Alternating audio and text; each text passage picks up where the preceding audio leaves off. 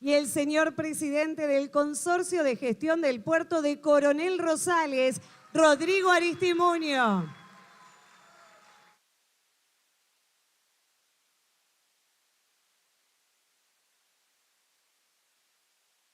Agradecemos también la presencia de autoridades provinciales, legislativas, universitarias, de intendentes de la región, alumnas, alumnos y a toda la comunidad que nos acompaña hoy. Para comenzar, las y los vamos a invitar a ver un video institucional.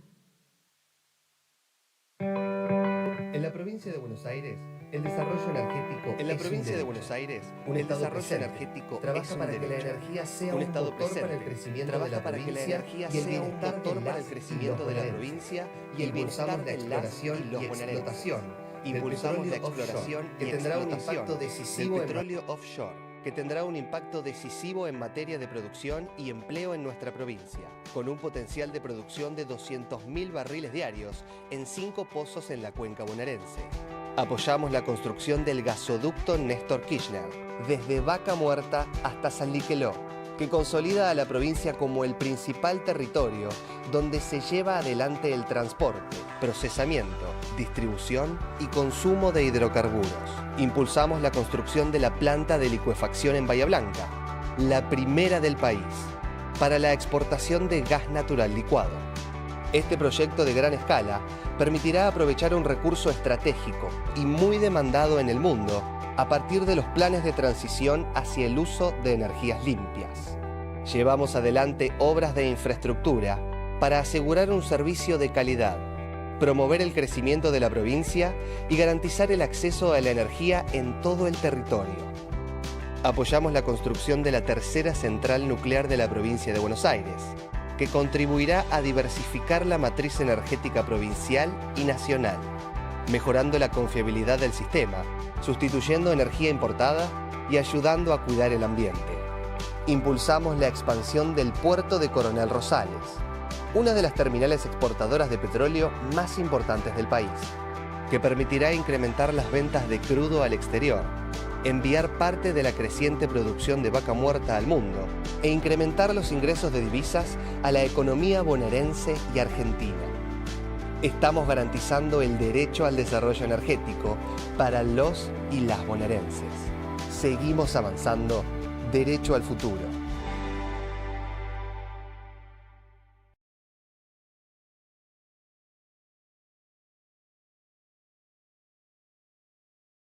Escuchamos las palabras de bienvenida de la rectora de la Universidad Provincial del Sudoeste, Andrea Saboretti. Bueno.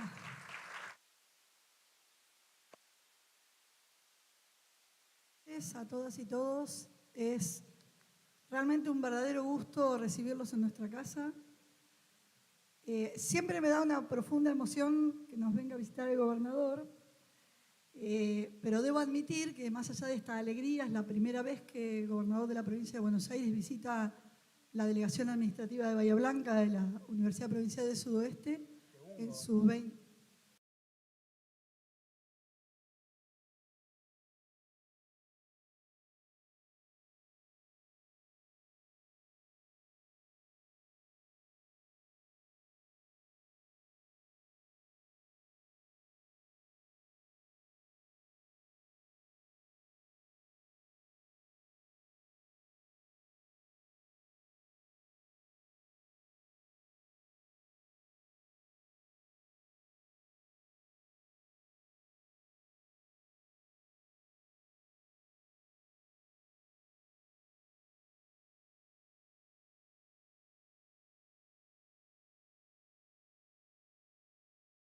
Un panel de expertos impresionante que nos enseñó muchísimo sobre desarrollo energético, que nos permitió incorporar elementos para también poder asesorar y comentar y difundir.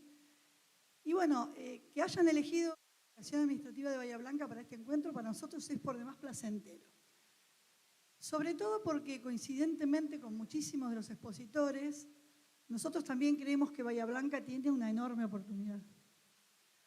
Tiene una enorme oportunidad porque, por diferentes motivos, hoy hay obras que la benefician en proyectos a futuro, sobre los que hemos estado trabajando, pero Creo que Bahía Blanca tiene una enorme responsabilidad y una gran oportunidad y puede ser excelente para la región eso que le va a suceder a Bahía Blanca, o puede no ser tan bueno para la región eso que le va a suceder a Bahía Blanca.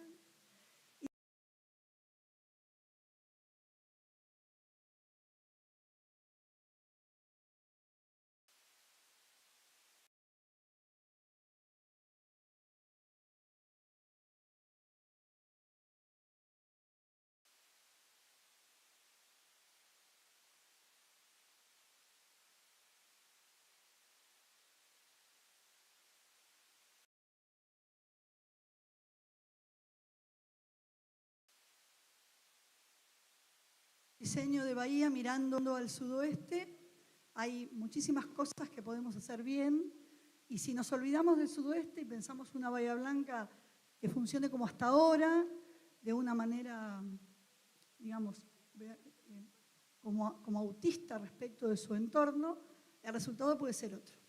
Y alguien me preguntó ayer qué hacía yo hoy en el panel, y le dije, claro, voy a hablar de lo que la universidad puede hacer por el desarrollo energético, pero en realidad, más que nada, voy a tratar de representar al sudoeste en esta proyección del futuro que tiene la metrópoli local de esta región, que es la ciudad de Bahía Blanca. Y en esa línea creo que un poco lo que propone es una mirada integral donde Bahía no se olvide de la región y no piense a la región solamente como un espacio del que obtener recursos, que todos sabemos que en gran cantidad llegan aquí de manera natural, y que podamos pensar el desarrollo de Bahía de una manera integral, de tal manera que cuando todas estas obras que se están proyectando, si tomamos las decisiones adecuadas, sucedan, no quede una Bahía Blanca populosísima y un interior más despoblado, sino una región armónicamente desarrollada. Y ahí voy a ir al objetivo institucional de la Universidad Provincial del Sudoeste, que es promover el desarrollo armónico de la región. Por eso digo que es un enorme placer recibir a todos ustedes aquí. Muchos no conocían la delegación administrativa, y ni hablar de recibirlo a Axel, pero a mí me da muchísimo más placer cuando lo veo inaugurando una sede, unas aulas de puentes o entregando equipamiento informático en algunas de nuestras sedes del interior de la provincia de Buenos Aires. Y aprovecho la ocasión para resaltar que los 2 primeros años de pandemia fueron difíciles y la universidad funcionó gracias a que no tuvimos ningún obstáculo, pero desde mitad del año pasado, en que eligieron la delegación, la sede central de la UPSO en Pigüé para presentar el programa Puentes, el programa, el trabajo y la articulación ha sido permanente, y nosotros vemos en ese programa que lo que hace ni más ni menos es ampliar las oportunidades del acceso a la educación en otros distritos del interior de la provincia de Buenos Aires. Yo diría, porque en el sudoeste nosotros lo estábamos haciendo. Ese programa tiene el espíritu y la mística que tiene nuestra universidad, y nosotros lo vemos como una herramienta para fortalecer la identidad universitaria en el interior de la provincia de Buenos Aires. Si las cosas suceden de determinada manera, y además de la Universidad Provincial del Sudoeste, tenemos otras universidades, tal como aquí una de nuestras personas de confianza permanente ha explicitado en el encuentro de puentes del 9 de julio pasado, que tendría que ver con replicar a la UPSO en otros distritos del interior. Si eso sucede, nosotros estamos más que dispuestos a colaborar en que la experiencia que hemos hecho en estos 20 años sirva para no cometer los mismos errores y para diseñar algo todavía superador. Si no sucede, porque no puedo leer el futuro, no sé qué decisiones van a tomar los bonaerenses y las bonaerenses, y eso es impredecible, que sepan que nosotros todo lo que podamos hacer para mejorar la calidad de vida de la gente del interior, la vamos a hacer desde la universidad. Y si eso es dictar carreras, como estamos haciendo, hacer actividades de extensión o resolver problemas a través de la investigación o la vinculación tecnológica, hemos nacido con ese objetivo y hacia ese objetivo vamos.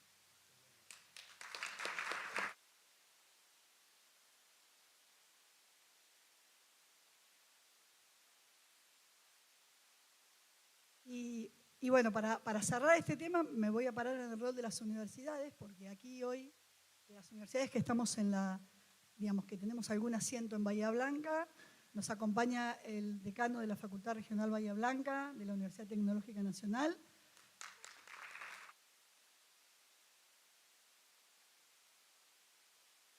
Que también ha participado activamente en el dictado de carreras a través del programa Puentes, tanto en la 6ª sección electoral como en otras localidades, y autoridades de la Universidad Nacional del Sur. Por razones de agenda el rector no pudo venir, pero también quiero exteriorizar el compromiso que tienen las universidades con, ahora y en este momento en particular, con esta propuesta del derecho al desarrollo energético en la provincia de Buenos Aires, que como creemos que va a ser algo que nos va a generar un nivel importante de soberanía para planificar el desarrollo productivo, porque es como la primera cadena de un eslabón, vamos a tener esa oportunidad si las universidades tenemos el compromiso de formar profesionales que estén a la altura de las circunstancias.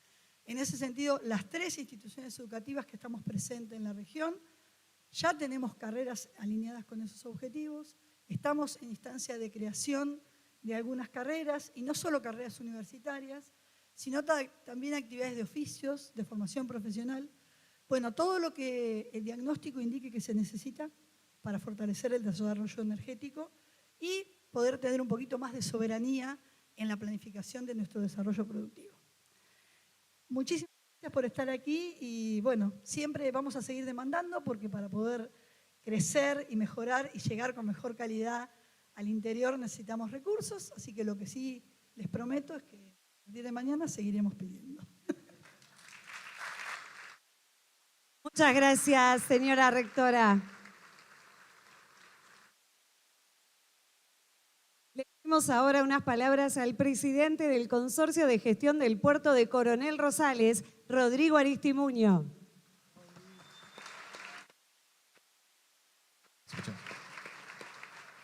Bueno, buenas tardes a todos y a todas. En principio agradecerle a Andrea, a Federico, a nuestro gobernador, a Carly, por esta jornada, ¿no? Una jornada que arrancó a la 1, una jornada muy clara en términos de un tema muy sensible para la región, la soberanía energética, ¿no?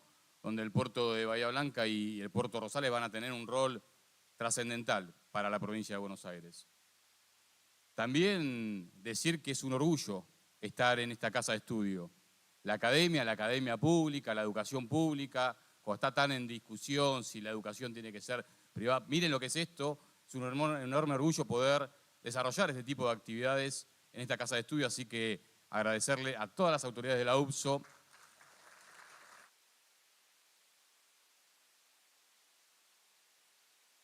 Es sumamente importante vincular a la producción con la academia, ¿no? Digamos, de cara a lo que viene, de cara a la cadena de valor, a tener una noción clara de lo que necesitamos a futuro en la región, la vinculación del sistema productivo con nuestra academia fundamental. Les voy a contar una anécdota. Cuando asumimos en el puerto, lo primero que hicimos fue vincularnos con la academia y nuestro gobernador dictó un decreto en el año 2022 avalando ese convenio de Puerto Rosales con la UNS, la SIC y demás, ¿no? Importantísimo tener el vínculo aceitado con nuestra academia y sobre todo con las universidades públicas. Dicho esto, hablar muy poquito de lo que significa para nosotros, para los rosaleños, el crecimiento que está teniendo nuestro puerto. Una inversión que hace 80 años que no se da. 500 millones de dólares en infraestructura portuaria, ¿no? Nos va a posicionar en el puerto petrolero más importante. Y como decía, y como dijo Axel, cuando inició su gestión, la provincia de Buenos Aires es una provincia petrolera en términos...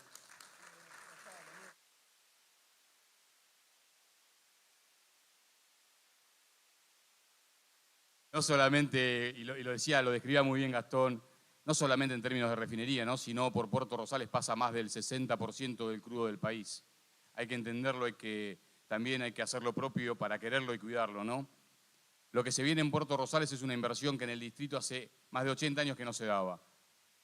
Una inversión que tiene que ver con la capacidad de almacenaje de Oil Tanking Evitem, que va a estar construyendo 6 tanques, que va a estar construyendo un viaducto de 2.000 metros dentro de nuestro espejo de agua, pero lo más importante, 500 puestos de trabajo para nuestra región.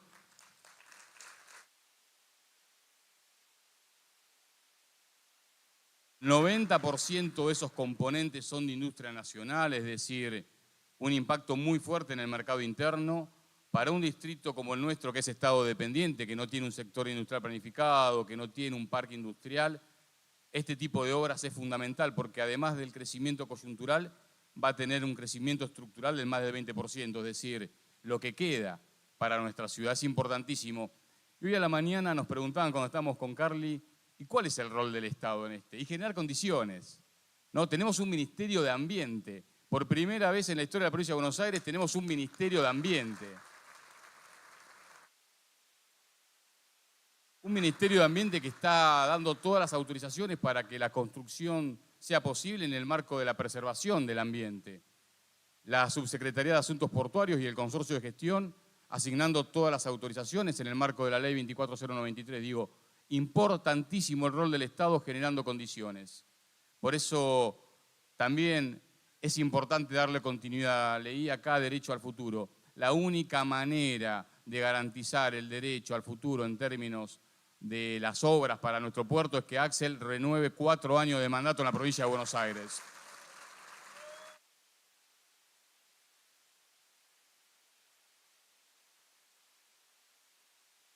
Estoy convencido, además, no solamente de que es necesario, de que es fundamental, de que es estratégico, porque además todo el gobierno de la provincia de Buenos Aires, veo a ministros y a ministras, a legisladores que han estado acompañándonos permanentemente en cada gestión que logramos. Y eso es claro porque lo hace solamente un gobierno que esté presente en los territorios. 700 kilómetros de distancia tiene Rosales de la capital, pero con cada ministro nos sentimos muy cerca. Y esto es fundamental, un Estado presente y un Estado eficiente. Por eso, Axel, gracias.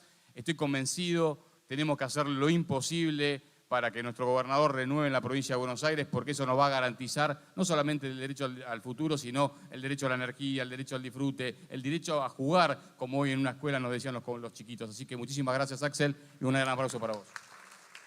Muchas gracias, Rodrigo.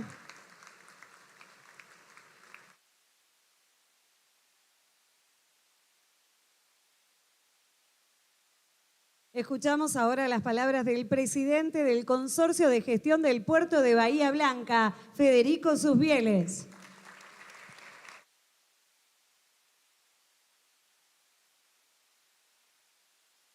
Bueno, buenas tardes a todos y todas. La verdad que es un gusto estar acá en este panel hablando de algo tan importante como es la energía y lo que significa esa energía para la provincia de Buenos Aires y específicamente para Bahía Blanca, ¿no? En materia de desafío, que como bien decía Andrea, es un desafío regional, ¿no? Y después es un inmenso orgullo estar sentado al lado de Axel, digamos, ¿no?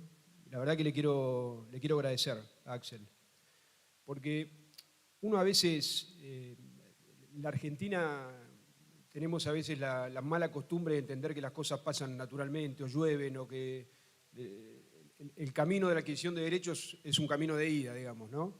Y nosotros ahora que estamos hablando de energía y de muchos proyectos, digamos, que están cerca, muy cerca, y para lo cual nuestra región tiene una enorme potencialidad, se cimentan a través de decisiones y de gestión, digamos, ¿no? Este hombre es un hombre de gestión que te obliga, ¿no? Es un gestor que te obliga. Vos para hablar con Axel, y tengo la suerte de hacerlo muy a menudo, tenés que estar bien preparado para hablar con Axel. Tenés que estar claro, tenés que saber los números, tenés que saber de qué manera se sustancian los proyectos, de qué manera se avanza. Y la verdad que en este momento en el cual tanto se debate, y está bueno debatir, no hay que tenerle miedo al debate, y en esta situación que atraviesa Bahía Blanca, que está por recibir inversiones como nunca recibimos en la historia de Bahía Blanca. Pero en Bahía Blanca tenemos memoria también de lo que pasa cuando no hay gestión, cuando no hay un Estado que ordene, cuando se deja todo en manos del privado. Quienes son de Bahía Blanca y quienes son de la región saben de lo que estoy hablando. Porque Bahía Blanca en los últimos 40 años también recibió 2 olas de inversiones muy importantes. Y hoy tenemos una ciudad que aporta de otra manera al PIB de la provincia y de la nación, pero tenemos una peor ciudad. Tenemos una ciudad que tiene peor infraestructura, peores indicadores sociales, que no ha logrado proyectarse y ser la gran capital que efectivamente puede ser. Cuando a nosotros nos tocó comenzar la gestión, allí por el 2019, si nosotros planteamos que íbamos a estar en este escenario, recuerdo que tuvimos 2 años de pandemia, ¿no? Atravesamos 2 años de pandemia. Si nosotros íbamos a pensar que cuando inició nuestra gestión en el 2019 íbamos a estar aquí hoy hablando de esta potencialidad de crecimiento, de energía, de exportaciones, de soberanía energética que tiene la Argentina y el rol que tiene Bahía Blanca, no lo hubiéramos creído. ¿Por qué? Porque veníamos de 4 años de desinversión en materia energética, con una YPF y una gestión paupérrima que puso de rodillas de nuestra petrolera estatal, de bandera. Sin gasoducto no teníamos posibilidad de transportar, exploración en declive, no había producción, no teníamos cómo transportarlo. Y la verdad que se empezó a recorrer un camino. En primer lugar, con un camino que no empezó, a pesar de la mala gestión de YPF, que no empezó ahora, sino empezó a través de esa decisión de recuperar YPF allá por el 2014, 2012. Que nos permitió que YPF, con una gran gestión, y acá lo veo a Osvaldo y quiero reconocer en Pablo González a uno de los grandes protagonistas también de este presente, logró recuperar niveles de exploración, liderar. Pudimos hacer un gasoducto en la Argentina en tiempo récord, un gasoducto que también debo decir que la traza, que hoy es una traza que ya está hecho el gasoducto, es una traza que favorece a Bahía Blanca, hubo una puja bastante importante y este gobernador es el responsable que ese gasoducto pase por Bahía Blanca y pueda beneficiar a Bahía Blanca y a los bonaerenses. Con esas obras que estamos realizando, ¿cómo vamos a pensar un esquema de producción sin agua en Bahía Blanca? ¿No? Y la verdad que a mí me tocó escuchar y leer muchas columnas periodísticas después del año 2021, que nosotros vimos una elección muy dura en Bahía Blanca. Perdimos por 27 puntos la ciudad en ese momento. Y yo leí en muchos lugares que podía pasar lo que ya había pasado en Bahía. Nosotros nos acordamos en Bahía Blanca de la anterior gobernadora que prometió y puso incluso en el presupuesto de la provincia el acueducto Río Colorado-Bahía Blanca, y después de la elección de medio término es un dinero que no vino a Bahía Blanca, fue hacia el conurbano. Entonces, con buena memoria, algunos periodistas decían están en riesgo las inversiones para Bahía Blanca. Bueno, no solamente que no estuvieron en riesgo, sino que este gobernador lleva más de 7.000 millones de pesos invertidos en una obra que no va a usufructuar políticamente. Pues nosotros hoy en Bahía, nosotros tenemos la problemática de las pérdidas, que ya planteamos que si tengo la fortuna que los vecinos y vecinas de Bahía Blanca me elijan para ser intendente, nos vamos a hacer cargo desde el municipio en un convenio de Estado-Estado con APSA, pero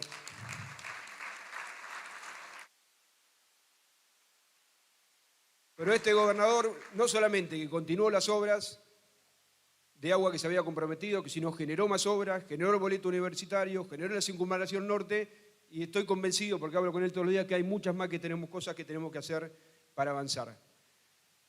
Ahora, la realidad que, como bien decía Andrea, nosotros estamos en una bisagra hoy en Bahía Blanca y en la región, ¿no? Tenemos una enorme oportunidad que va a depender de gestión para que se transforme esa oportunidad en una mejora efectiva de la calidad de vida de los bonaerenses, porque es una cosa que también me planteó Axel el primer día que llega al puerto de Bahía Blanca, un puerto abierto, parte de una red bonaerense de puertos, un puerto que defienda los intereses de los bahienses y un puerto en el cual la producción también sirva para mejorar la calidad de vida a quienes vivimos en Bahía Blanca y en la región.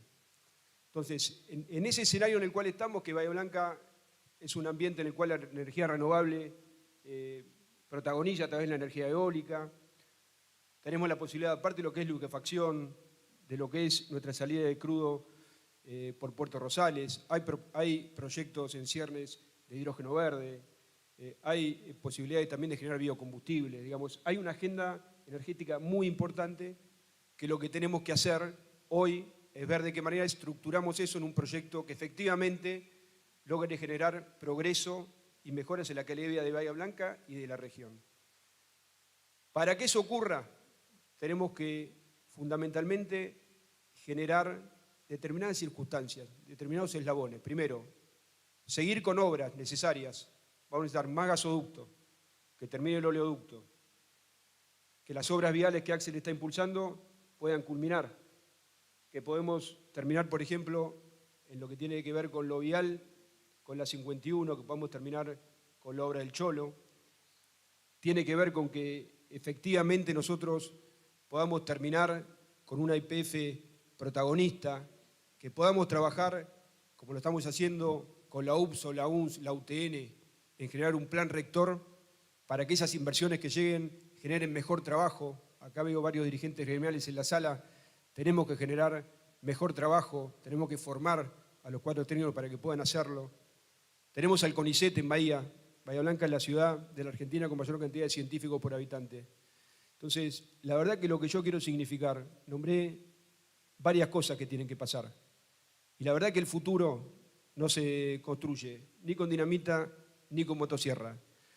Que hay cosas que mejorar, está absolutamente claro. Necesitamos más Estado, mejor Estado, más compromiso.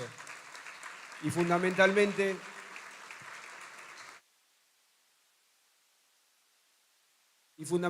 tener claro que el futuro que se está planteando, y que creo que Axel lo representa y muy bien, tiene que ver especialmente con sacar el motor fuera de borda y poder construir ese futuro grande que la provincia de Buenos Aires merece y que Bahía Blanca también. Necesitamos planificar, necesitamos gestionar y sin lugar a dudas estamos en el momento indicado para hacerlo. Depende de todos nosotros, ¿no? Yo creo que particularmente a Axel, yo como dirigente de la ciudad, no le puedo pedir más de lo que ha hecho por Bahía Blanca. Creo que ahora nos toca a nosotros expresarnos acerca de qué tipo de ciudad, qué tipo de Estado queremos y si somos capaces de construirlo y de elevar la vara, ¿no? De generar esa ciudad grande que podemos ser. Bahía Blanca alguna vez tuvo destino de ser una de las grandes capitales de la Argentina. Sabemos que no lo es. Estoy convencido que la podemos construir. Depende de todos nosotros. Muchas gracias. Gracias, Federico, por tus palabras.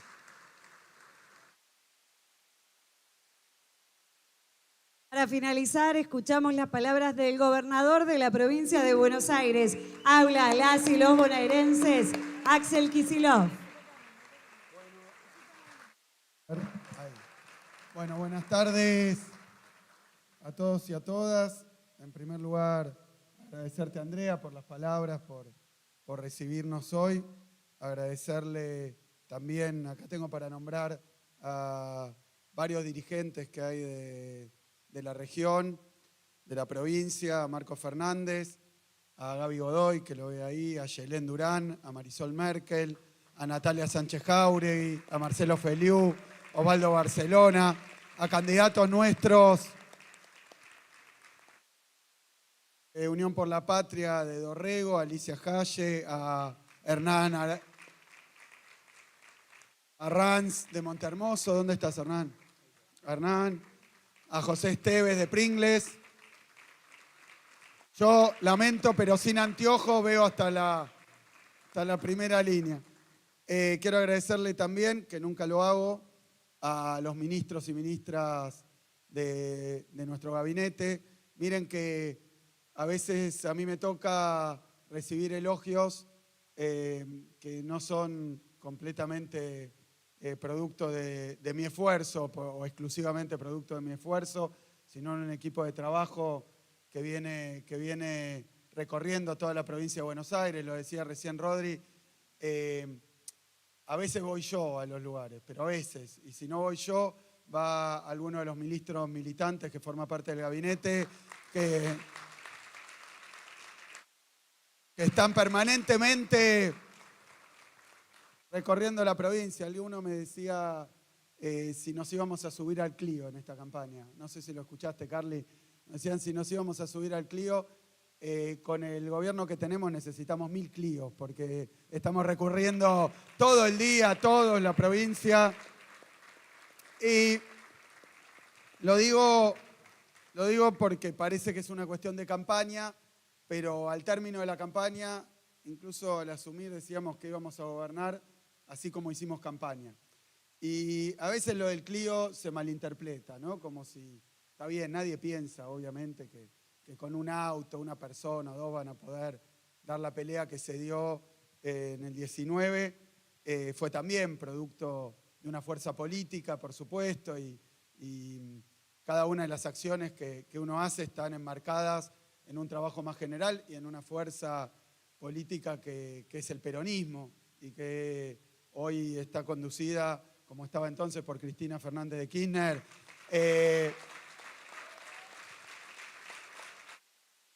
El kirchnerismo,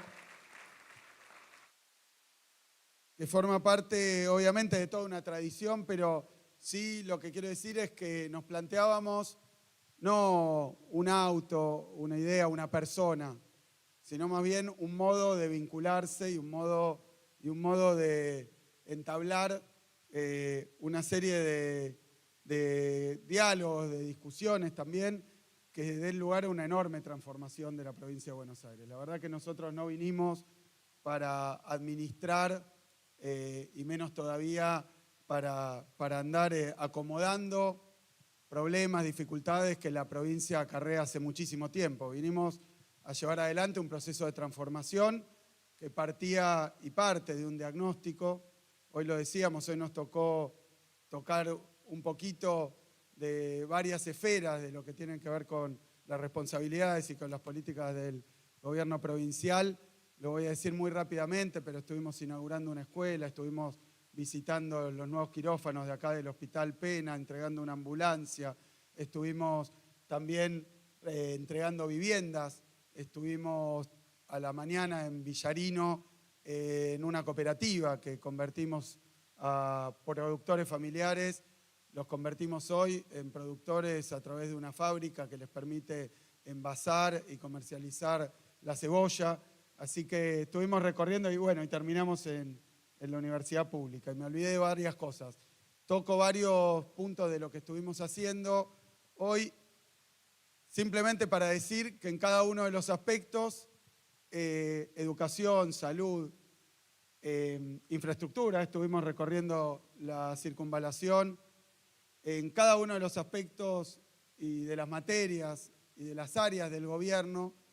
Nuestra idea fue desde el comienzo hacer un diagnóstico duro, un diagnóstico riguroso, porque la idea no era dejar las cosas como están, esconder lo que anda mal, que no se note, pasar abajo del radar, no dar las discusiones y de alguna manera barrenar y transcurrir esta etapa en la provincia de Buenos Aires tal vez con vínculos con los medios, como se ha hecho alguna vez, o con el marketing, para ocultar los problemas, mostrar lo que se hace, a veces que, como ocurrió en la última gestión, es muy poquito, darle mucho volumen y pasar de largo y usar la provincia de Buenos Aires como un trampolín, tal vez, político, para ocupar otros cargos o para ir a otros lugares. La intención que teníamos, que tenemos, que creo que se está reflejando, a pesar de la pandemia, de la sequía, a pesar de la situación compleja que hay en lo económico, en lo social, a pesar de todo eso,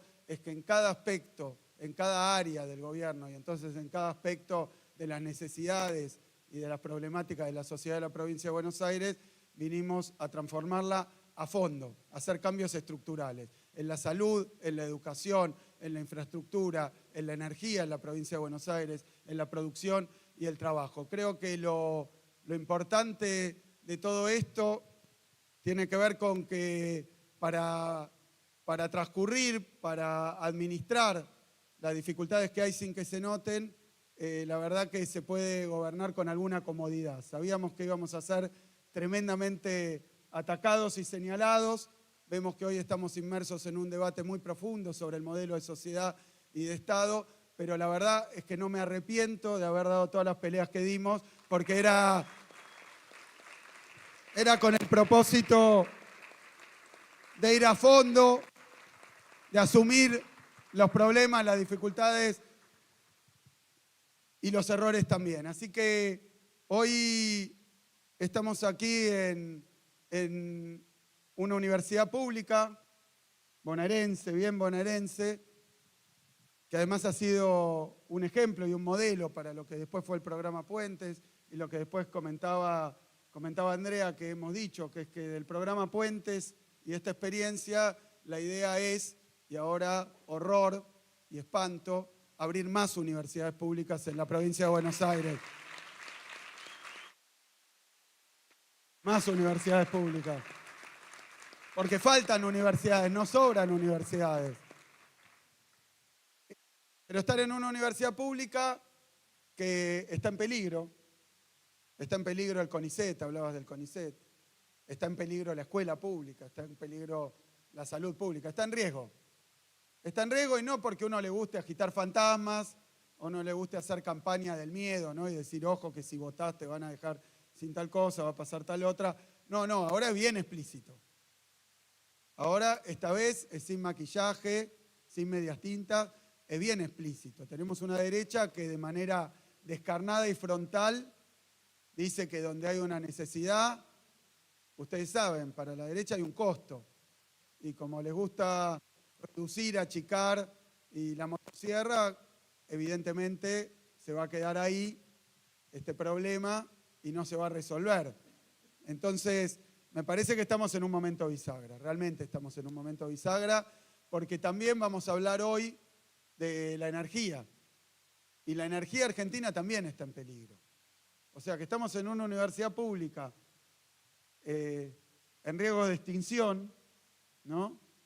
Hablando de la energía y la soberanía energética que también se encuentra en peligro. Así que creo que pocas oportunidades más acertadas para dedicar, ya que estamos en una universidad y que esto no es un discurso en una plaza, no es un discurso de barricada, no es un discurso tampoco estrictamente electoral, como lo hemos hecho en todo este ciclo de Derecho al Futuro, donde hemos tomado diferentes temáticas y nos hemos dado un poquito más de tiempo para hablar a veces de aspectos teóricos, a veces de aspectos históricos, más allá de las frases, más allá de las discusiones superficiales. Hemos hecho, y lo voy a repasar porque es importante, creo que lo dijo la locutora, pero estuvimos hablando del derecho a la salud en la UNPAS, en la Universidad Pública, gratuita, de José C. Paz. Estuvimos en la UNSADA, ahí en San Antonio de Areco, algunos de ustedes estuvieron ahí también hablando del derecho al arraigo, en la Universidad Nacional de Quilmes, hablando del derecho a la producción, en la UNOVA, hablando del derecho a la educación, en la Universidad de Mar del Plata, del derecho, mire, esto los irritó muchísimo, del derecho a disfrutar.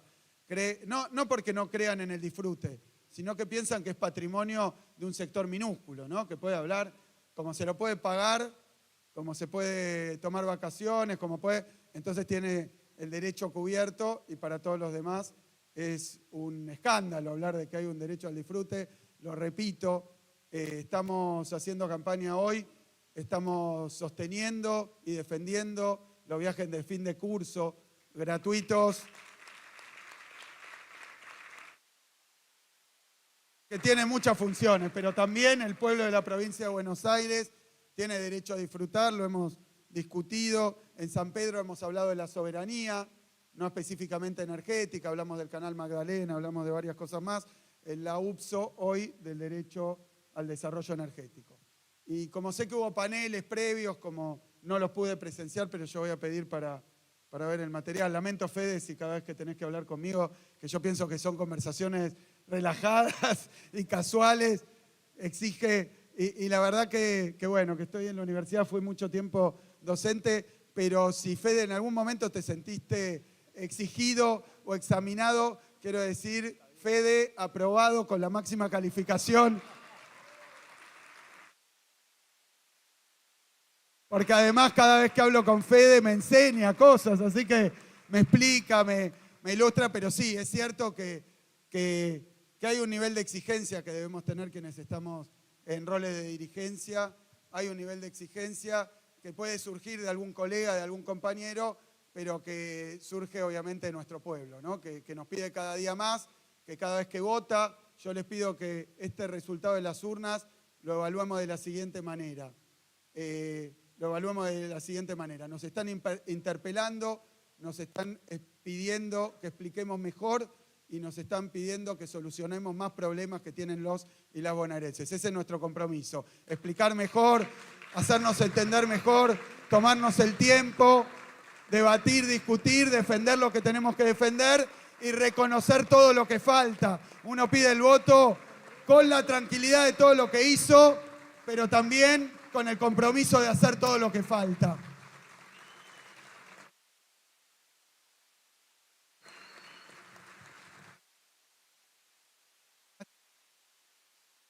esto, voy a dedicarle un tiempito a algunas cosas que tenía pensadas y otras no, acerca de esto del derecho al desarrollo energético. Había pensado, nosotros tenemos mucho para hablar, le agradezco también a Rodri porque cuando se inició nuestro gobierno, discurso de inauguración de la actividad legislativa, primer año de gobierno, prepandemia, o sea, la prehistoria, allá lejos y hace tiempo, planteamos que un objetivo nuestro era convertir a la provincia de Buenos Aires en provincia petrolera, ¿no?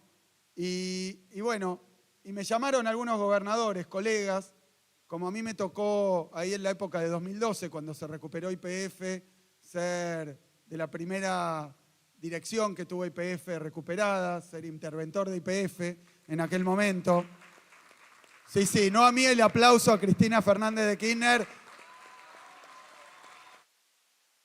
que tomó una decisión valiente, pero además histórica.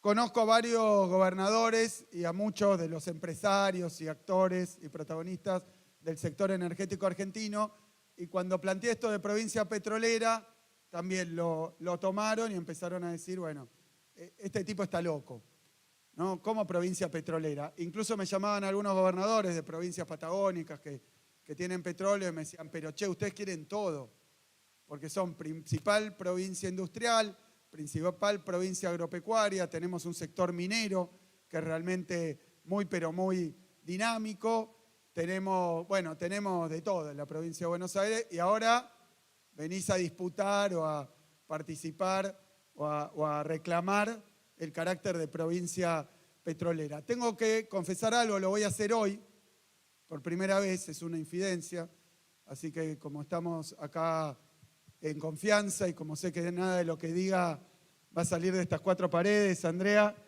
me animo a desclasificarlo, se llamaría ahora. Que tiene que ver con que en ese momento yo tenía una sospecha bastante fundada de que algo que habíamos hecho en la época de la intervención de YPF, de la recuperación de YPF, después igual tuve a cargo desde el Estado, desde el Ministerio de Economía, el vínculo con YPF y el sector energético, entonces seguimos laburándolo, que eran estas áreas offshore. Ustedes saben que YPF había perdido muchas de sus áreas durante la época de Repsol. Las había perdido porque hizo lo que todos sabemos que hizo Repsol, que es un vaciamiento de la compañía. Y había áreas como estas del offshore, se llama Cuenca del Atlántico Norte, o Argentina Norte, creo que le dicen ahora, Cuenca Argentina Norte. Yo voy a pedir, además de ser provincia petrolera, desde acá, ¿no? Desde Bahía Blanca, que le vayamos cambiando el nombre, se llama Cuenca Bonaerense, esa cuenca petrolera, pero eran unas áreas que se habían licitado, como tantas áreas, para concesionar, se habían concesionado, nadie había hecho nada, entonces empezaron a revertir esas concesiones de las empresas, algunas eran de YPF, y cuando estaba en YPF, ahí cuando se había recuperado, me junté con algunos de los ingenieros en petróleo que hay ahí, y me comentaron de estas áreas, y me dijeron, sé que van a revertirse muchas de las áreas, esta, la CAN 100, ¿sí? Se llama CAN 100, hay 101, 102, 106, 112, hay muchas áreas petroleras, esa traten de que quede en YPF. Y yo les pregunto por qué. Porque hay probabilidades muy altas de que ahí se encuentre un yacimiento. Entonces, ahí se hicieron unos trabajos. De hecho, la que se va a explorar, la que se va a perforar, la CAN 100, el pozo que se va a llamar Proyecto Pozo Argerich, ese es producto de una tarea de relevamiento, de exploración sísmica que se había hecho. Las sísmicas es que, porque supongo que hay público Hay acá algunos de los que me están escuchando que no conocen esta cuestión que es más técnica, pero para ver si hay petróleo o no en el subsuelo, obviamente una forma es andar perforando y buscando a ver si se encuentra un yacimiento, ¿no? Eso es muy caro, ¿no? Y eso se hacía históricamente, pero después se encontró esta tecnología que es la exploración a través del sondeo sísmico, que es producir explosiones a veces o ruidos muy fuertes, es el ruido lo que importa, y después captar el movimiento del subsuelo a través de sensores muy precisos, que entonces permiten inferir de qué está hecho, de qué están hechas las capas abajo de la Tierra, ¿no? Y por las ondas sísmicas, porque es que se sacude la Tierra con el sonido, entonces les permite llegar a la suposición de que ahí no hay simplemente piedra o diferentes formaciones sólidas, sino que hay una trampa, se llama técnicamente, si no me acuerdo mal, una trampa donde se formó un yacimiento petrolero o gasífero, y entonces eso suena distinto en los sensores y entonces permite aproximar antes de perforar y ahorrarse perforaciones que no hay que hacer. Eso también se hace en el mar, para las áreas que están en sísmica de parte del mar argentino, en esa zona, hace mucho tiempo, si no me equivoco, en los 70. Entonces están todos los registros de esa exploración. Después, sobre eso se hizo un trabajo adicional. Con nueva tecnología se convirtió eso en exploración sísmica 3D, que es algo nuevo, que antes no había. Entonces antes parecía que no, pero cuando hicieron 3D dijeron, ojo que ahí puede haber petróleo, con una probabilidad muy alta. Me decían de 20%. Bueno, uno dice muy alta, qué sé yo, cuando uno tira una moneda cara o seca, es 50% la probabilidad, y hay, digamos, estudios probabilísticos que dan certeza prácticamente, 98% de que pase tal cosa, 20% parece poco. Pero en términos del negocio y del trabajo petrolero, es altísimo tener una probabilidad de 20. A veces se perfora con una probabilidad muchísimo más baja que se obtuvo a través de la captación sísmica.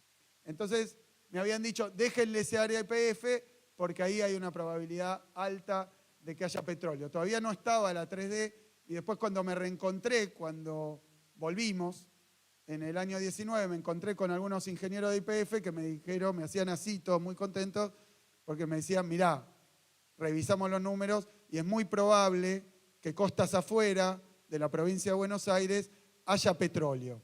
Así que Buenos Aires, antes de este posible hallazgo, ya era provincia petrolera, porque refinamos el 80% del petróleo. Cuando alguno de los gobernadores me decía, ahora te querés convertir en provincia petrolera, le decía, mirá, si no, van a tener que vender el petróleo sin refinar, el petróleo crudo. Entonces, Buenos Aires ya es provincia petrolera porque toda la cadena de valor, toda la cadena productiva del petróleo implica fundamentalmente a la provincia de Buenos Aires. 80%, si no me equivoco, de la refinación de petróleo se hace en esta provincia. Y es refinación de petróleo. Así que quiero avisar que Buenos Aires ya era provincia petrolera, pero como si fuera poco, pronto, bastante pronto, vamos a perforar y si todo anda bien, vamos a encontrar petróleo costas afuera de la provincia de Buenos Aires y también vamos a tener petróleo crudo que se va a producir.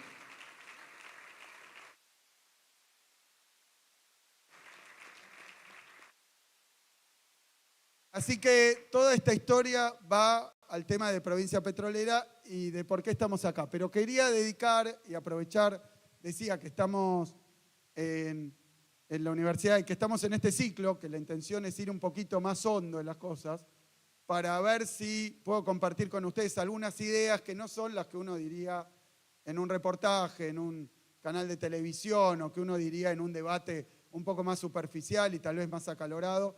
Así que me quería tomar el tiempo para hablar del desarrollo energético, yendo un poco más profundo al tema energético y la Argentina. Entonces, lo primero que hay que decir es que en el ambiente se habla de que Argentina no es un país petrolero. no es un país petrolero. Esto a pesar de que el primer descubrimiento de petróleo, ustedes saben, se realiza en Comodoro Rivadavia, año 1907, se encuentra petróleo con implementos para perforar en busca de agua en el subsuelo, se encuentra petróleo y en aquel momento, bueno, empezaba o estaba ya en curso lo que después es una etapa superior o posterior de la revolución industrial, que son el uso de motores a combustión interna, usando hidrocarburos como combustible, que tiene que ver también con la aparición o la irrupción o la difusión del automóvil, el pase del vapor generado de la energía a vapor a la energía vinculada a los motores de combustión interna y al uso de hidrocarburos como fuente de energía que se fue convirtiendo en el tiempo en predominante. O sea que Argentina encuentra petróleo. Poco tiempo después, bastante poco tiempo después, genera una oficina del Estado, una dependencia del Estado que se iba a dedicar a seguir explorando, a explotar y a transportar ese petróleo. Se llamó Yacimientos Petrolíferos Fiscales, YPF, y se creó en el año 22 durante el gobierno de Irigoyen. Yo el otro día escuchaba a algunos de los candidatos de la derecha diciendo que el problema no empieza con el peronismo, el problema de la Argentina, que la Argentina se jodió no con el peronismo, sino antes. Y dice 1916. Y bueno, más allá de que en aquel momento es Argentina, tener un paraíso perdido, después decía de 1895, querer llevarnos a 1895 ya es medio extraño, ¿no? Pero cuando uno mira que hablan de que el país se jodió cuando Irigoyen llega a la presidencia, la verdad que a mí me llevó a una serie de reflexiones, ¿no? Sobre qué país quieren, sobre qué país buscan y sobre a dónde nos quieren llevar. La primera es que el país que añoran era un país donde no se votaba y no se tenía democracia. Porque Irigoyen llega al gobierno como resultado del voto de la conquista popular, de un voto que fuera todavía no universal, todavía no suficientemente masivo, todavía había que esperar a Perón también para el enojo y Evita para que fuera el voto femenino, pero bien, ¿les gusta un país o añoran un país donde no había ni siquiera democracia, donde había fraude? El método para elegir los gobiernos era el fraude. Y económicamente era un país primario. Éramos, llamémoslo, el granero del mundo. Puedo hablar un rato largo sobre que ese país, y estoy dispuesto a debatirlo en cualquier lado, estaba muy lejos de ser un paraíso. Si bien éramos productores de materia prima para los mercados internacionales, teníamos un protagonismo desde ahí, la verdad es que estaba muy lejos de ser un país con igualdad, un país con derechos para todos y todas, un país con democracia. Es un país al que, la verdad, lo voy a decir hoy, no me gustaría que volvamos. Tenía 4 millones de habitantes y ya ahí había un nivel de exclusión inmensa. Y me hace acordar a cuando Martínez de Oz decía que sobran 10 millones de habitantes en la Argentina. ¿Saben por qué? Porque el problema no es tener materia prima. El problema no es tener riquezas naturales. No alcanza con eso. Hay que ver qué se hace con esas riquezas naturales. Hay que, obviamente, extraerlas, hay que ponerlas en valor, hay que convertirlas en bienes, en mercancías, hay que convertirlas en productos que se puedan comercializar. Eso por supuesto. Pero también hay que ver quién se apropia esa riqueza y cómo se elaboran esas materias primas. Yo no quiero un país donde vendamos petróleo crudo. Quiero un país donde tengamos industria petroquímica, donde tengamos industria del plástico, donde tengamos valor agregado sobre eso que se hace y donde todos los recursos naturales y la riqueza sirvan para tener también un país más igual y más justo para todos y todas. Creo que tenemos que discutir estas cuestiones porque si no, livianamente nos hablan de que éramos uno de los países más ricos del mundo, pero sí, se la quedaban los que se iban a París en el barco y tenían el palacete y viajaban con la vaca, mientras otros, inmigrantes, pueblos originarios, laburantes, no tenían ni dónde vivir ni qué comer. Así que creo que vale la pena reflexionar, pero vuelvo a Irigoyen. Creíamos que era contra el peronismo. Creíamos que era contra un país que buscara la independencia, la soberanía, la justicia social. Me parece que es contra un país también que tenga una democracia plena, que tenga inclusión social y que piense no solo en un sector, en un puñado de ricos y poderosos, sino en las grandes mayorías populares. En esa tradición lo escribo Irigoyen. Me gusta porque Irigoyen también es nuestro. Porque Irigoyen también es nuestro. Y el país que empieza a construir el irigoyenismo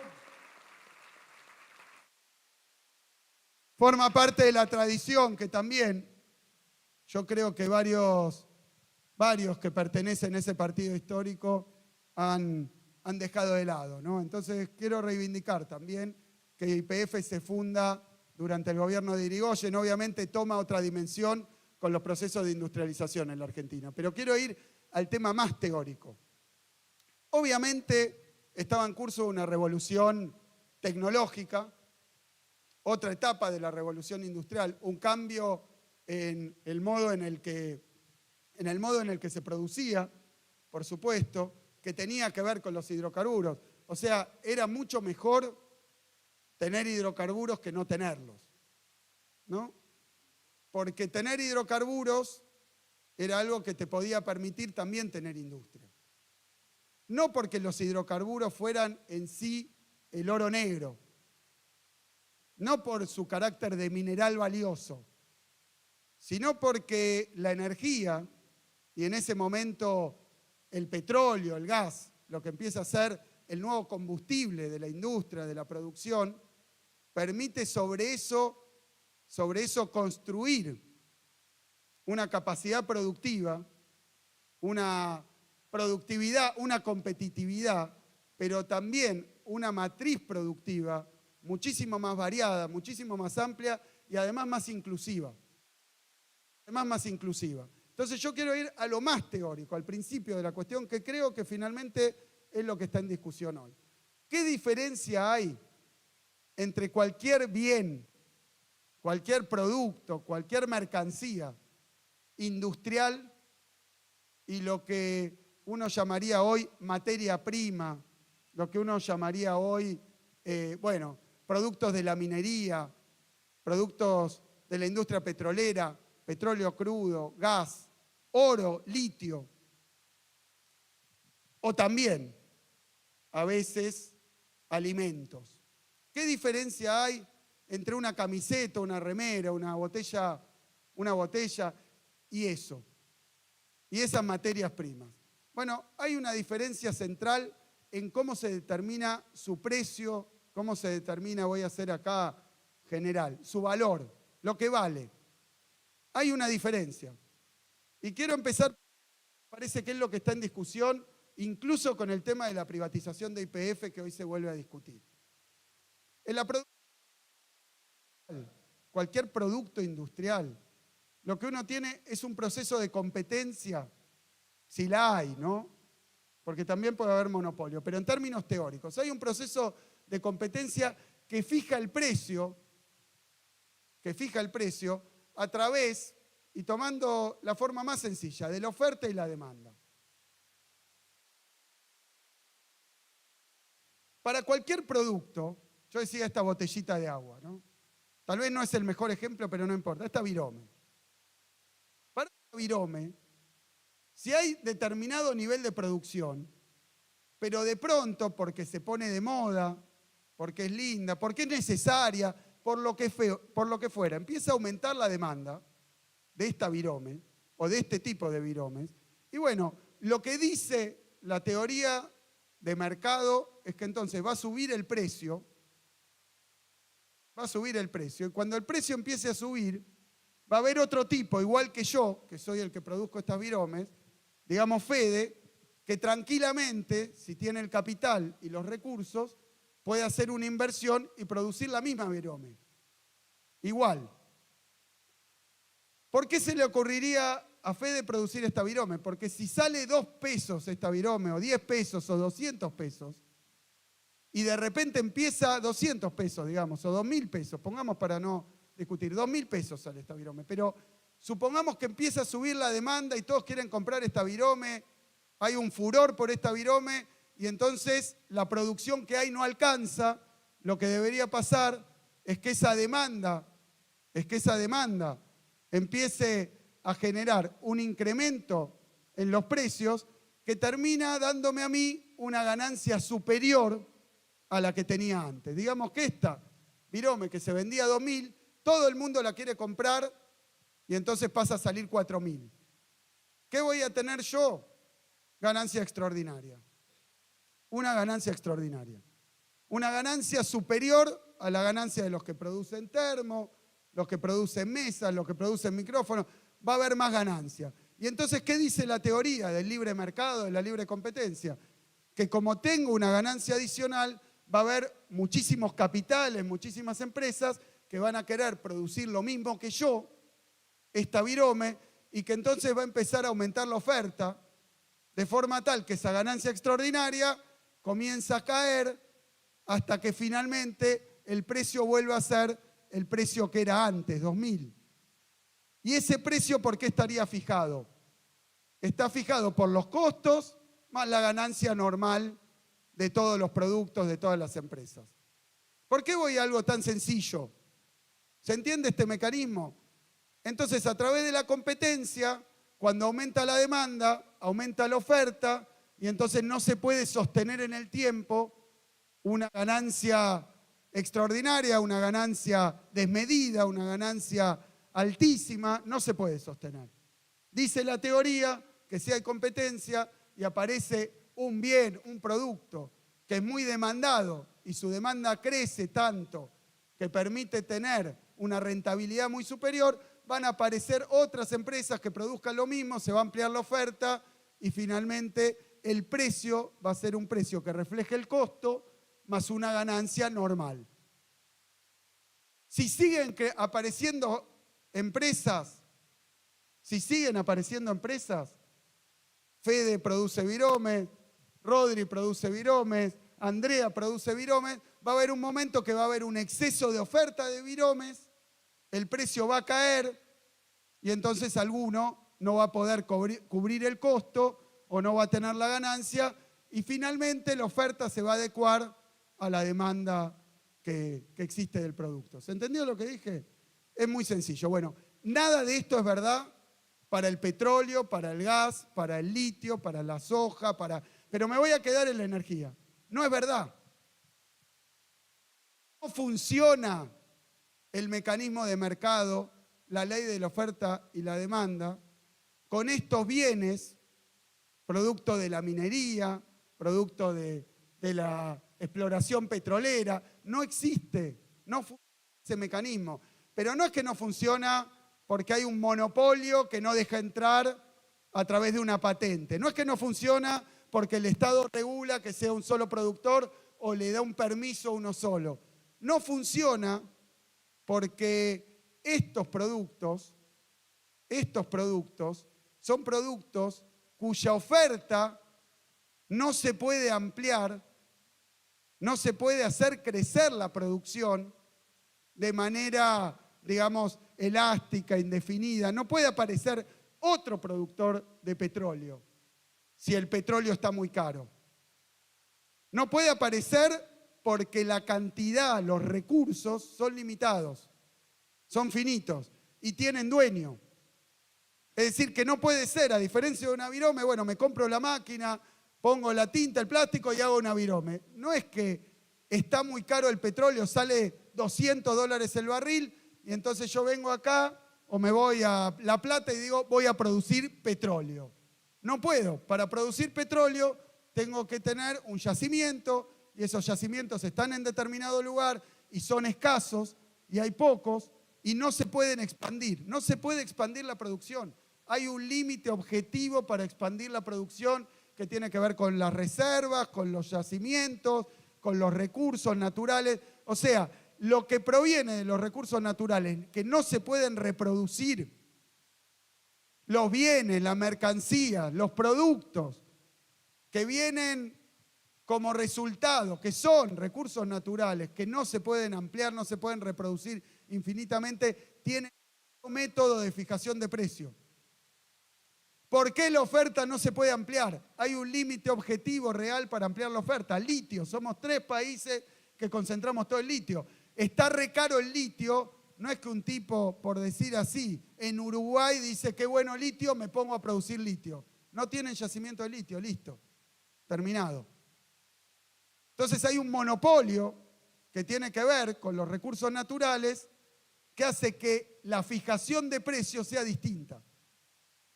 Y entonces, y acá quiero ir para que se comprenda lo de YPF, lo de bienes soberanos, lo de bienes estratégicos y la cuestión energética. Lo que quiero decir es que los países que no tienen petróleo están condenados a comprar el petróleo al precio internacional. Y ese precio se fija no por las leyes generales, donde si falta se produce más, sino por otras leyes distintas que tienen que ver con los recursos naturales. En teoría económica se dice que los bienes normales tienen sus costos y su ganancia, y estos recursos naturales escasos, objetivamente, innatamente, naturalmente escasos, tienen sus costos, la ganancia y algo a lo que se llama, y todas las escuelas teóricas prácticamente, incluso las liberales, lo llaman renta. Renta. La renta es un elemento que no es la ganancia, es un adicional por sobre la ganancia normal. ¿Que cómo se genera? Y bueno, cuando empieza a subir la demanda de recursos naturales, de este tipo de bienes, entonces no se puede incrementar la producción y empieza a subir el precio, y entonces el precio refleja los costos de producción más la ganancia de todas las industrias, de todos los productores, de todas las empresas, más un plus que es la renta. El petróleo. El petróleo llegó a valer $20 y hace no mucho había superado los 100, los 120, y el costo de producción del petróleo no cambió. Y la ganancia normal, digamos, no cambió. Ese valor adicional, ese precio adicional, ese costo adicional se llama renta. Se llama renta. Y no paga, a diferencia de la ganancia, no paga la inversión del capitalista, no refleja el esfuerzo, no refleja una cuestión de innovación tecnológica como una patente, es simplemente que es un recurso intrínsecamente escaso y natural. Y entonces tiene un precio que en determinadas condiciones, ¿cuándo? El precio empieza a crecer. Y cuando el mundo demanda petróleo, que depende del ciclo económico mundial, bueno, vieron pandemia, pospandemia, etapas de crecimiento, hay la guerra. La guerra, ¿qué pasó? Uno de los principales productores de gas de Europa fue cancelado a través de sanciones políticas, pero entonces hay una demanda adicional. ¿Y cómo se resuelve? No con que se le ocurra producir petróleo, por decir algo, a Paraguay que no tiene petróleo, no puede. Sino que los países que venden el petróleo, ese bien que vende sufre o goza de un crecimiento del precio adicional que se convierte en una renta. Entonces es muy diferente ser un país que tiene recursos energéticos naturales y país que no. Por varias cosas. Por varias cosas. La primera es que el precio tiene todos estos, llamémoslo, caprichos, saltos, intempestivos. Decía, el petróleo llegó a estar $9. Y luego decían algunos que iba a llegar a los 200. El costo de producción, el costo de extracción. Y no cambia demasiado. Estoy exagerando, por supuesto, pero no cambia demasiado. Es decir, que todo lo que está por sobre el costo y la ganancia normal es renta extraordinaria, es renta petrolera, es renta petrolera.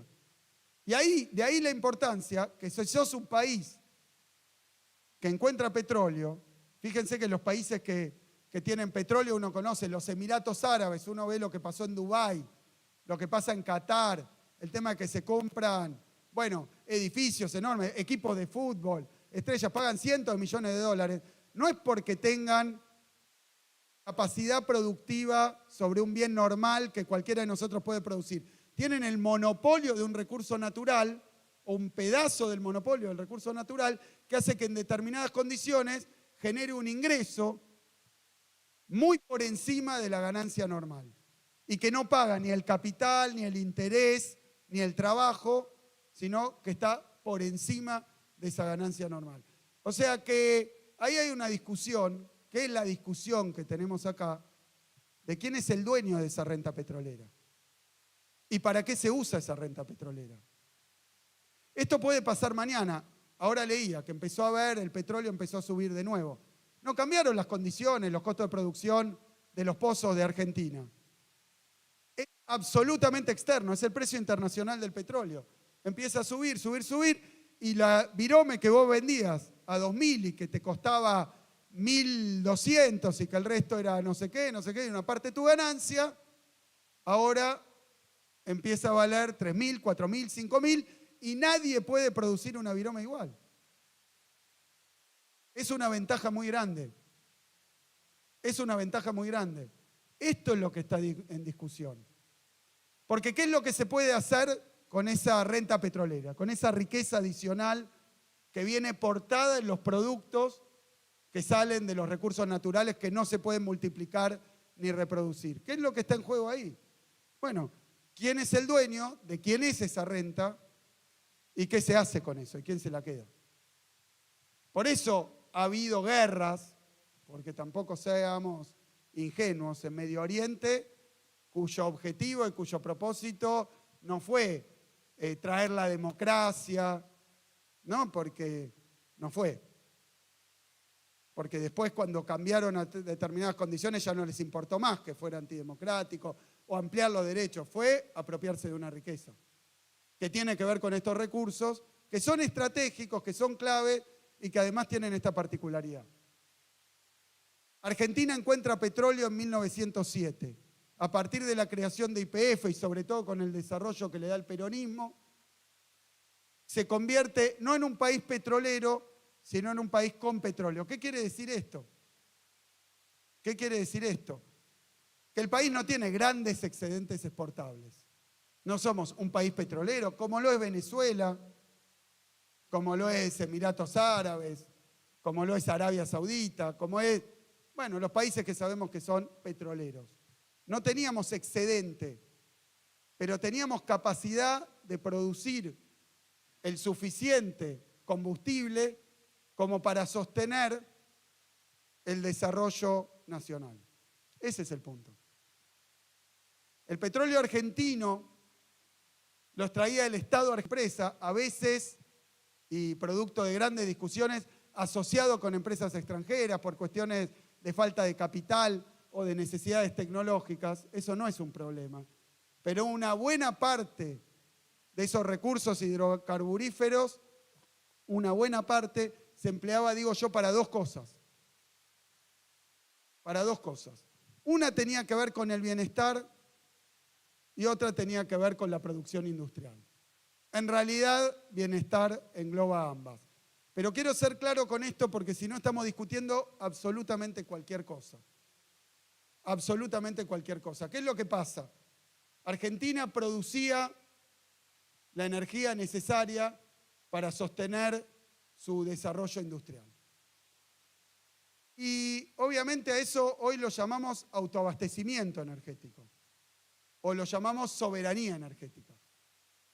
Soberanía porque también al no tener estos recursos, al no disponer de estos recursos, obviamente te volvés frágil, vulnerable, además de tener un perjuicio económico. Pero lo que pasaba en Argentina es que el recurso energético, el recurso hidrocarburífero, se extraía, se producía y luego se comercializaba a un precio que tenía que ver no con el precio internacional, que es lo que da la renta, sino, y tampoco a pérdida, sino al costo de producción más la ganancia. Lo que consigue, que si uno tiene el recurso lo explota, lo extrae, pero después lo difunde, lo comercializa, lo esparce, no al precio de los mercados internacionales, que está sometido a estos vaivenes, a estos caprichos y a esta producción de renta, sino al costo de producción argentino, más una ganancia normal, la empresa no va a fundir porque tiene la ganancia normal. Va a seguir buscando y extrayendo. Nada más que lo que venta petrolera, si se vendiera al precio internacional, no se carga sobre dos sectores. Los que necesitan la energía para prender la heladera, para calefaccionarse, para poner a funcionar el aire acondicionado, para también, por supuesto, poner a funcionar la computadora, poner a funcionar sus electrodomésticos, para prender la luz.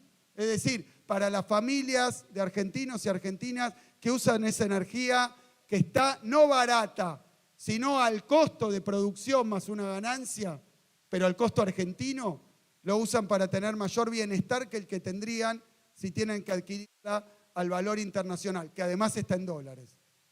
Y por otro lado, y hay que reconocer esto como fundamental en el proceso de desarrollo argentino industrial, por otro lado, esos mismos recursos sirvieron de resorte, sirvieron de palanca, sirvieron de impulso y sirvieron de motor literalmente del desarrollo industrial argentino. Que Argentina haya sido durante todo ese tiempo un país con petróleo, pero que ese petróleo haya servido al interés nacional es lo que nos convirtió en un país con industria y en un país con bienestar para todos y todas las argentinas. Es fundacional, es esencial al modelo de desarrollo de país. Porque luego también, cuando uno tiene una capacidad de extracción petrolera, a eso le puede agregar, y le agrega, primero toda una industria, encadenamientos productivos que tienen que ver con el negocio petrolero. Se hacen las cigüeñas, se hacen las máquinas, se hacen los equipos, y eso desarrolla la industria metalmecánica, eso desarrolla la industria electrónica, eso desarrolla la industria informática, pero también el petróleo, en lugar de venderse crudo por barril para simplemente conseguir una renta, como hacen algunos de estos países que mencioné, sobre eso se le pone trabajo, se le pone industria, se le pone producción, se le pone valor agregado, y cuando vendemos el petróleo, en lugar de vender el barril de petróleo crudo, vendemos fertilizantes, vendemos industria petroquímica, vendemos plástico, y cada vez que al barril de petróleo le ponemos industria y le ponemos trabajo, lo que estamos haciendo es generar valor, generar mejores sueldos, mejores salarios, más bienestar y más trabajo para nuestro pueblo. Así que no es cuestión de tener petróleo, es cuestión de quién se queda con el fruto de esa explotación y para qué se utiliza. La energía en la Argentina, durante el modelo de industrialización, durante el modelo de inclusión, se utilizó precisamente como una palanca para el desarrollo y como una palanca para el bienestar. Yo creo que esa es la discusión que estamos dando hoy, porque además vivimos el otro modelo. En la década de los 90, ustedes no me van a creer, porque el otro día la novedad de la política argentina, ¿no? Milei, que teóricamente, bueno, viene con ideas nuevas, viene por fuera de la casta, o lo que él llama la casta, tuvo que ir a hablar con el Fondo Monetario Internacional, ¿no? Y envió a 2 economistas a hablar con el fondo, a 3. Al otro, sinceramente, dicen que pertenece a un fondo de inversión, no lo sé, no lo conozco. Conozco a 2, Roque Fernández y Carlos Rodríguez. Son 2 economistas que, bueno, a ver, y no quiero ponerme con cuestiones personales, quiero decir simplemente que de nuevo, novedoso, original, entre 0 y negativo. Quiero decir 0, pero me animo a decir negativo. Porque no decir algo nuevo sería 0 originalidad. pero los que implementaron, los que fueron responsables de políticas públicas en la Argentina, políticas públicas que terminaron en la peor crisis de la historia argentina. Que terminaron en la peor crisis en la historia argentina. Entre las cosas que hicieron, ustedes recuerdan porque tal vez el nombre se les olvidó a muchos, incluso los que vivimos, porque yo tuve que ir a repasar cuál había sido el papel. El ministro de la convertibilidad fue Cavallo. Que perdón, para que vean que cuando decimos la derecha tiene varios candidatos, pero un solo proyecto, ¿saben de qué fundación privada salió Cavallo? De la Fundación Mediterránea. El economista, ahora casi candidato de Patricia Bullrich, Melconian, preside la Fundación Mediterránea, que fue la que presidía Cavallo antes de ser el ministro de la convertibilidad. Cavallo, retengan el nombre. Retengan el nombre. Cuando Cavallo tiene un conflicto y se va del gobierno de Menem, o lo echan del gobierno de Menem y están discutiendo quién era el padre de la criatura. Bueno, los que vivimos eso nos acordamos. Año 96. Lo sucede otro ministro de Economía, otro economista. ¿Saben cómo se llama? 96, Roque Fernández.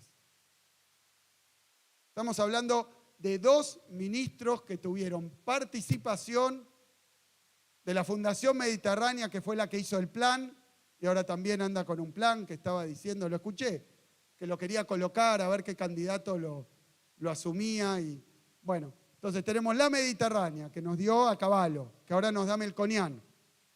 Tenemos después al ministro y Carlos Rodríguez, creo que fue viceministro de Roque Fernández. Antes había sido, porque no venía de afuera, antes había sido presidente del Banco Central durante la época de Cavallo. Creo que vale la pena reconstruir esto, que las privatizaciones fueran todas espantosas. Las privatizaciones de los años 90. Fueron todas espantosas. Pensaban que se lo iban a vender a los capitales más avanzados, a las empresas. Vinieron algunas empresas, en el caso de YPF,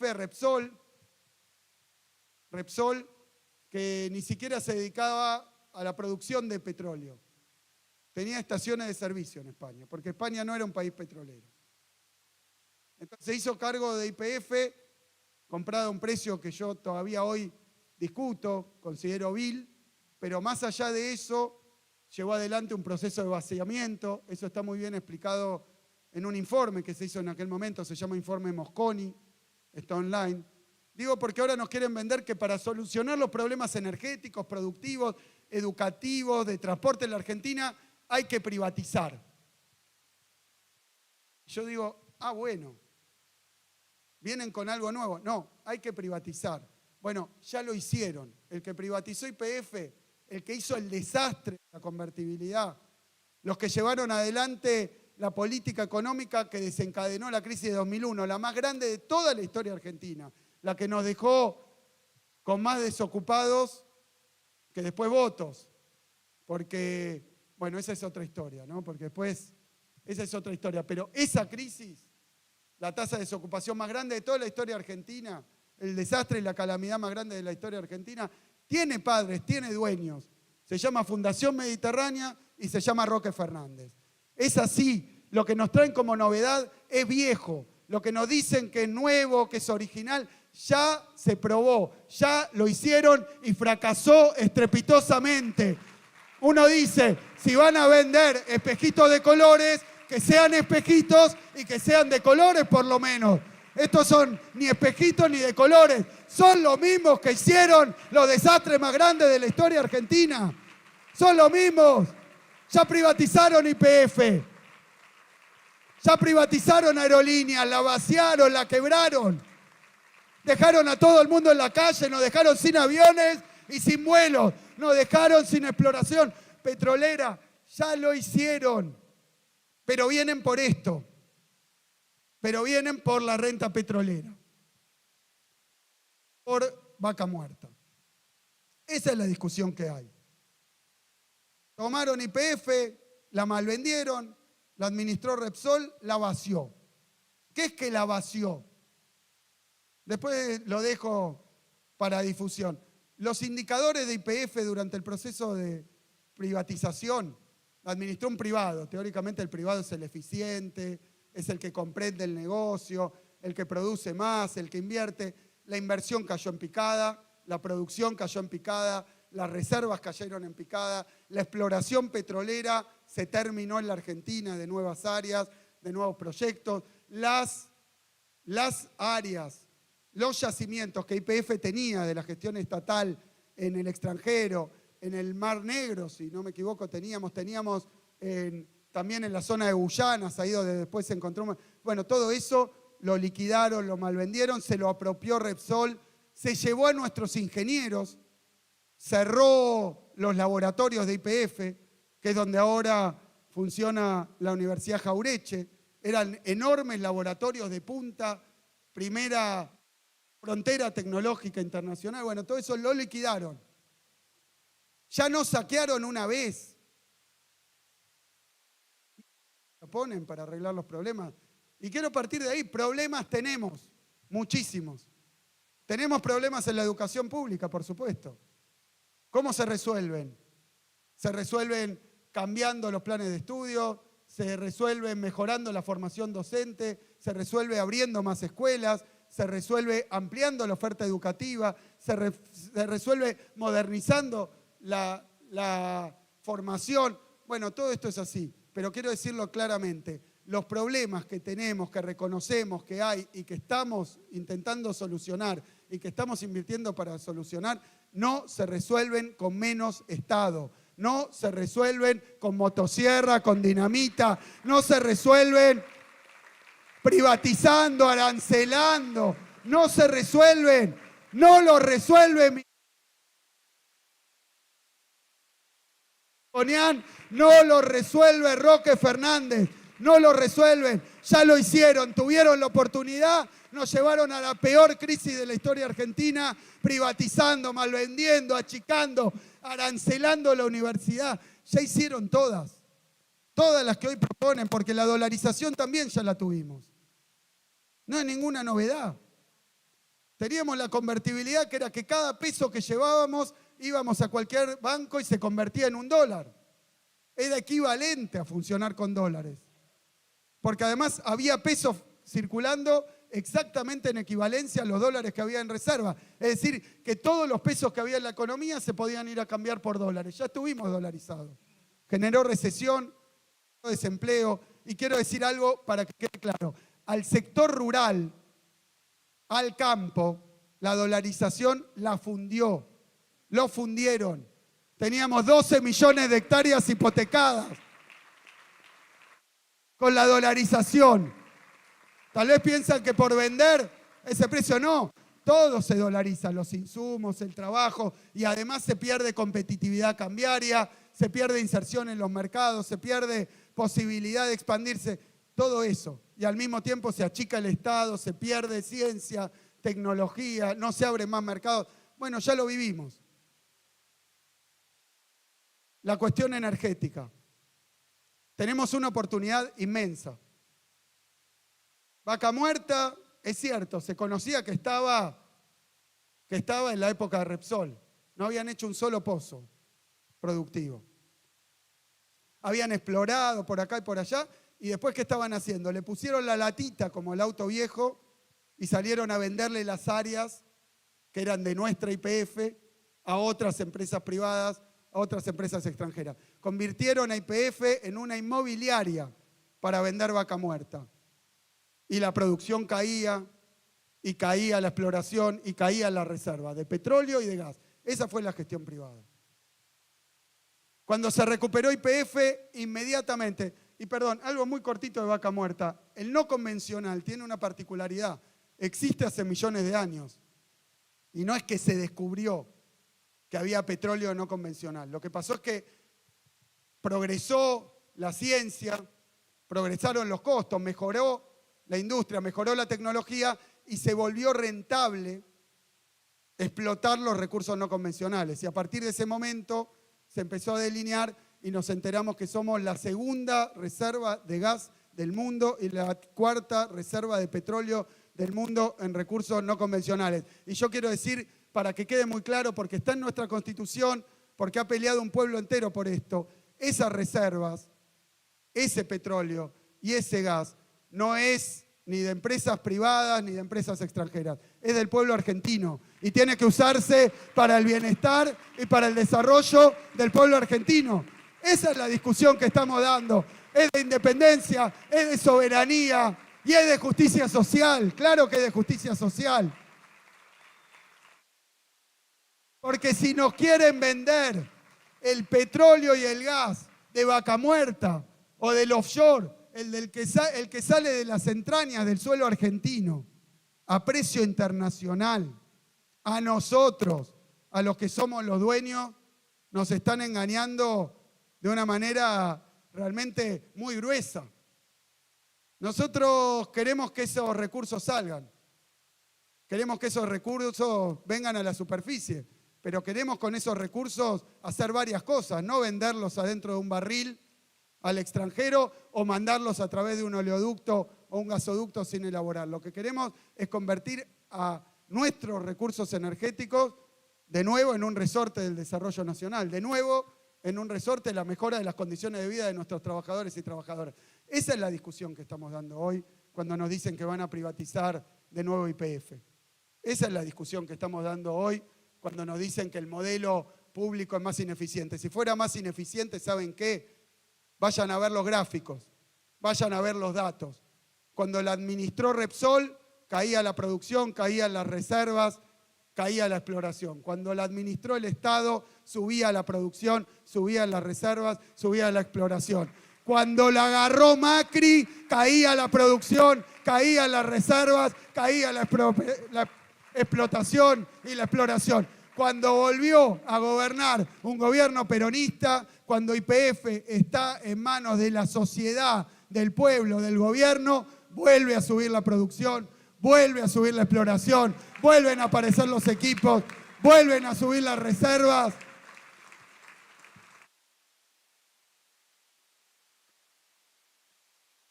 Y por eso yo creo que estamos en una bisagra. Y estamos en Bahía Blanca. Estamos en una ciudad que decían tiene muchísimos proyectos, muchísimas oportunidades. Sí, claro. Pero, como dijo Fede, no va a pasar de milagro.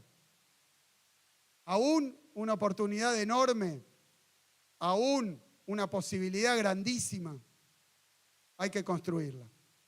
Ese es el desafío que tenemos. Convertir esa posibilidad, esa oportunidad, permítame decirlo en otros términos, esos sueños en una realidad. Los sueños se sueñan, las realidades se construyen con trabajo, con coraje, dando las peleas, con decisión política, usando la lapicera, yendo a fondo a donde hay que ir, usando todos los instrumentos. Y no es para que el Estado produzca fertilizantes. No vamos por ahí. Necesitamos generar las posibilidades, el contexto, las condiciones para que la actividad privada pueda funcionar. Y para eso tenemos una ciudad que tiene un horizonte inmenso. Pero para que Bahía Blanca pueda crecer todo lo que debe crecer, hay que hacer las inversiones necesarias para que eso sea una realidad. Y eso es, por ejemplo, por primera vez en muchísimo tiempo. Y yo sé que me van a decir, pero tardó, pero tal cosa, pero tal otra. Bueno, en décadas es la primera vez que se está invirtiendo en serio en devolverle el agua a Bahía Blanca. En décadas, es la primera vez que se están haciendo esas inversiones de largo plazo, multimillonarias, para devolverle el agua. Hoy Bahía Blanca tiene la oportunidad, Fede, de tener una industria para licuar el gas y poder comercializarlo, pero también para poder producir fertilizantes con Profértil, para poder desarrollar la industria química, la agroquímica, para poder elaborar, para hacer los plásticos que muchos de ellos todavía no elaboramos y no producimos, importamos desde el exterior. Todo eso, la posibilidad está, pero para que sea realidad había que recuperar YPF, para que sea realidad había que poner a funcionar Vaca Muerta, para que sea realidad había que hacer el gasoducto que bien lleva el nombre del hombre que sacó menos votos menos votos, pero que hizo valer la voluntad, el deseo, los anhelos y los sueños de todos los argentinos. Ese gasoducto no lo hizo un privado, privatizada, lo hizo un gobierno nacional, democrático, que piensa en los intereses, en las necesidades productivas del país, de la provincia. Miren, compañeros y compañeras, vecinos y vecinas, vamos a tener la Bahía Blanca que se merecen y la vamos a construir con inversión, con proyectos, día por día, y con un intendente que va a ser el próximo Bahía Blanca y se llama Federico Zubieles, que es el hombre que tiene en la cabeza lo que Bahía Blanca necesita. Me agradecía Federico por todo lo que se está haciendo en materia de salud, de educación, de infraestructura.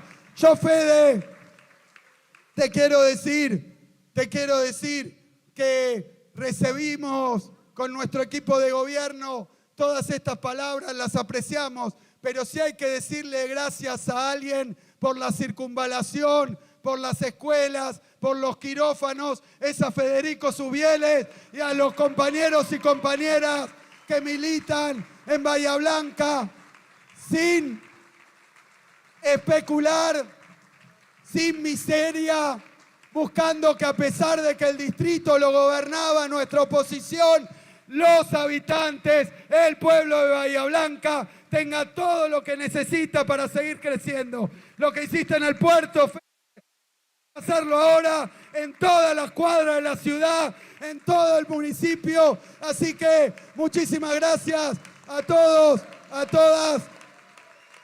Vamos a seguir luchando. Vamos a seguir debatiendo, vamos a seguir discutiendo y vamos a seguir defendiendo los intereses de la provincia hasta que sea algo claro. El motor productivo de la Argentina no lo para nadie.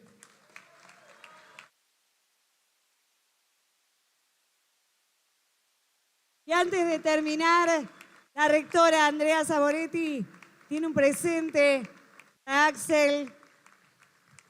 Ahí está. Es un plato grabado que dice: en agradecimiento por acompañarnos en la transformación de nuestros territorios como cuna de derechos para la sociedad toda. Ahí está, mostrando el plato grabado en agradecimiento. Y también hay otro presente. Ahí está, se va lleno de regalos de esta hermosa universidad. Es un mate, ahí está un juego de mate, perfecto, un mate de la universidad. Genial. Y así damos por finalizada la jornada por el derecho al desarrollo energético en la provincia de Buenos Aires.